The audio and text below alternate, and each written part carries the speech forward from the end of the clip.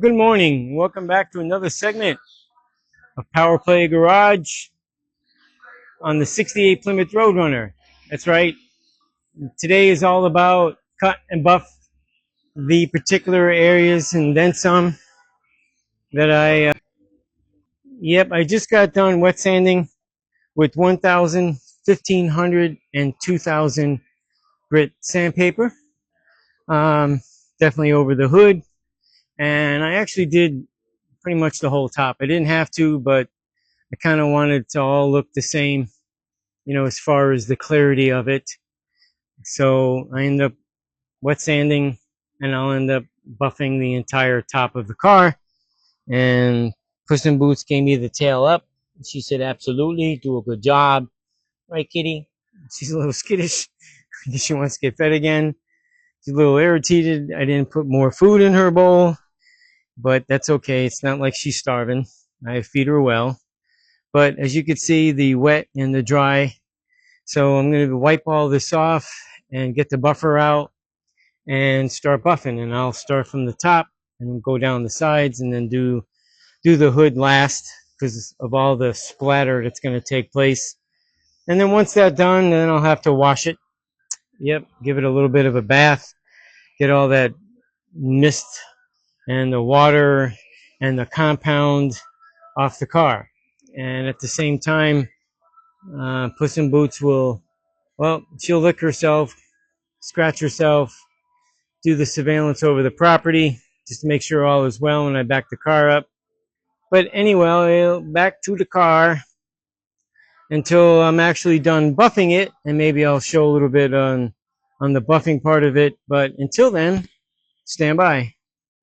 All right, I'm back, and I'm about to show you a little bit of the buffing process. I have a variable speed DeWalt buffer. It needs help. I think I might have showed this in prior videos. The handle busted and they wanted almost $300 for this new plastic piece, where you spend about $350, maybe a little bit more, and you get a whole new buffer. And I wasn't about to do that either. But what I have on here right now is a black pad. And this black pad is for the real heavy duty. I like to start off with that only so that I can go quicker and get it done. I know I've shown this process before. This is Super Duty Rubbing Compound. It's made by 3M. And once again, I am not being sponsored. I don't get sponsored by anybody. But anyway, this is what I use. I usually go over it twice with the black and the Super Duty.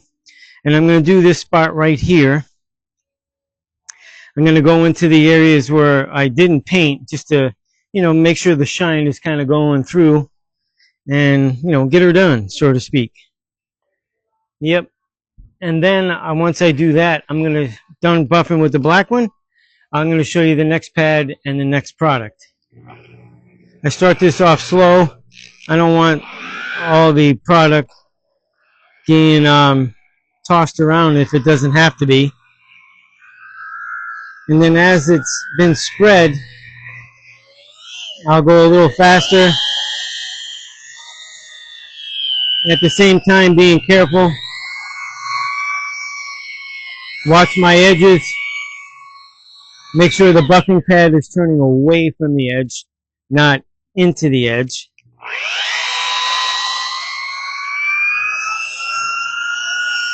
Same with over here on this top edge.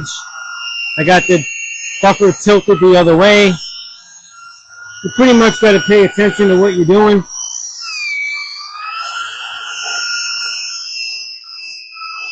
Yep.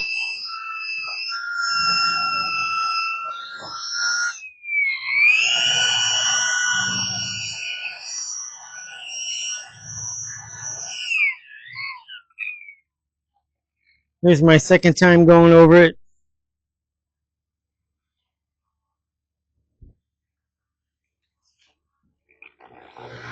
And I'll hit a little bit at a time this time.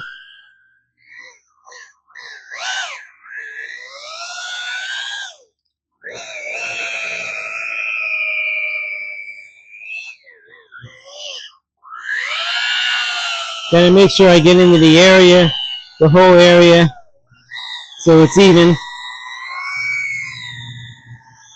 I put a little bit of pressure on it, not a lot. I'm gonna spin it faster.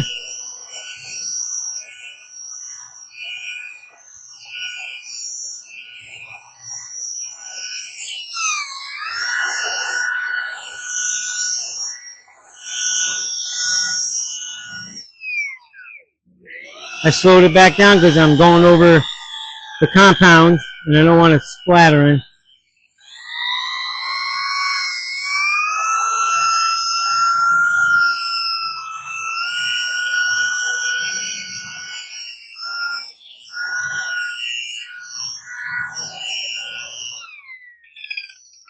And one of the ways I actually clean the pad, because you should keep it clean, but you gotta have a little bit of product on there, obviously. I actually use the air to do that.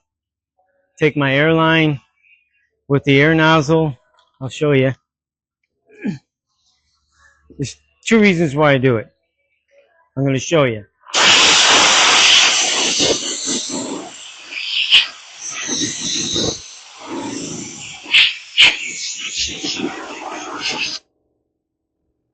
All right. It's nice and clean. One of the reasons why I rather use the air than use one of them spur wheels or a screwdriver, because when you use those tools, you would tend to wear the pad out a lot faster. And it really doesn't get it as clean as the air. So this second reason is the air does a better job at actually cleaning the pad. So that's why I use the air.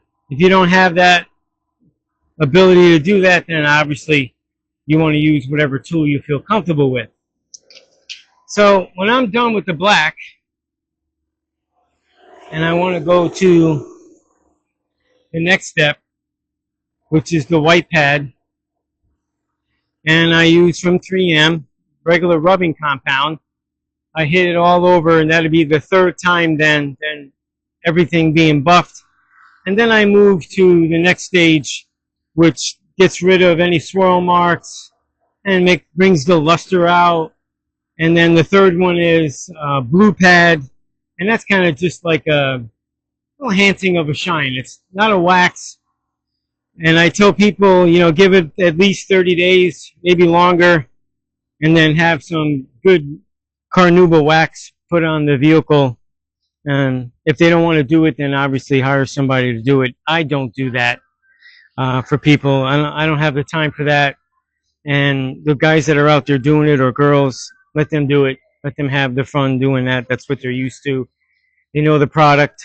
They know what's good, what'll last. So I rather leave it to them. I don't want to be bothered with waxing a car. Heck, sometimes I don't even wax my own. That's how I really don't want to be doing it. But that's just that. I'm going to get back to doing what I was doing. And then when it's all finished, said and done, and washed and clean, I'll chime back in and show you the end result. So stand by.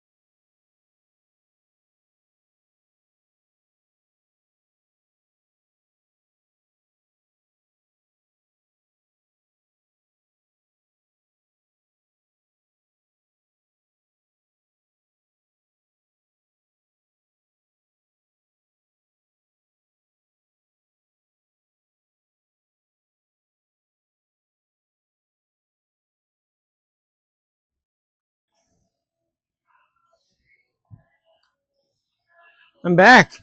As you saw me wash it, and I just blew it off with air, and then I wiped it down with a little detail spray and some nice fiber-like cloths. It's a mirror. I addressed the black form. I would have liked to have waited at least a week and a half to actually cut and buff to give time for the clear to cure a lot more, but I didn't get crazy with it. It looks really nice. Came out beautiful, but what I got to do now is I didn't do anything with the trunk deck. It was part of the top of the quarter, some of it, not a lot of it, and then definitely the sail panel, and then across the top, over here in this little corner area, somewhere around here where there was some kind of paint chipping off or something. I don't know, look kind of weird. It was below this body line right here, which it's not the most favorable place, knowing that you could have blended it off this corner. But the hood, a third of the top, not even the whole thing, but I showed the video of all that. But what I got to address right now is changing the Plymouth on the side. Yep, it got ruined when the client was doing his thing. So I'm about to now set it up, get some tape on there, my guidelines, all that stuff. I got a new Plymouth, so I got to peel this one and put the new one on. So that's going to be next.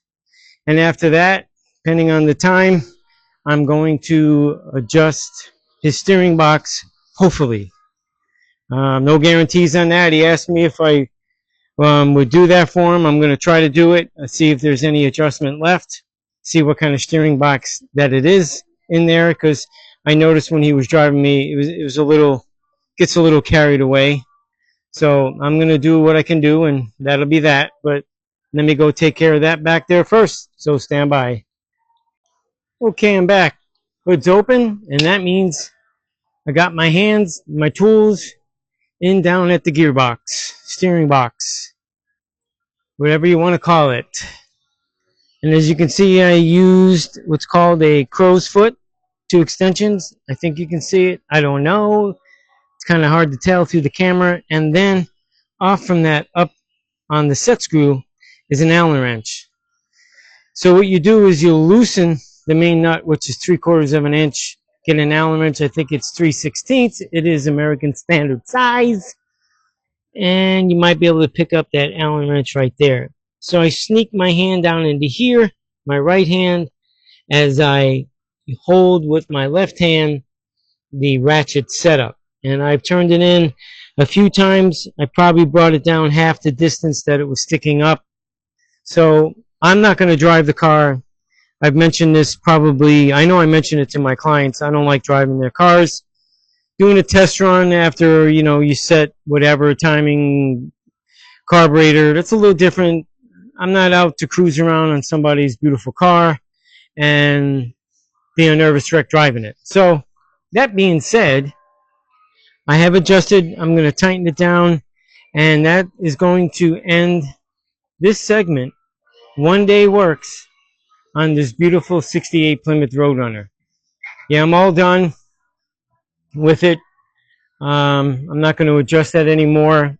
I don't want to take it too far, and that's going to be that. So the next order of business, back on that right there, that 1984 Ford, obviously F-250.